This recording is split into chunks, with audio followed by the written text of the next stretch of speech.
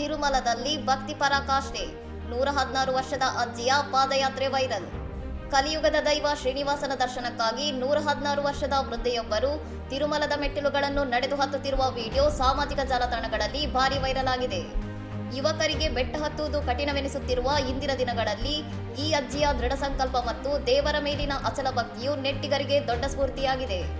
ಕುಟುಂಬ ಸದಸ್ಯರೊಂದಿಗೆ ಮೆಟ್ಟಿಲುಗಳನ್ನು ಹತ್ತುತ್ತಿದ್ದ ಅಜ್ಜಿಯನ್ನು ಕಂಡು ಭಕ್ತರು ಬೆರಗಾಗಿದ್ದು ಅವರ ದೈಹಿಕ ಸಾಮರ್ಥ್ಯ ಮತ್ತು ಮನೋಬಲವನ್ನು ಪ್ರಶಂಸಿಸುತ್ತಿದ್ದಾರೆ.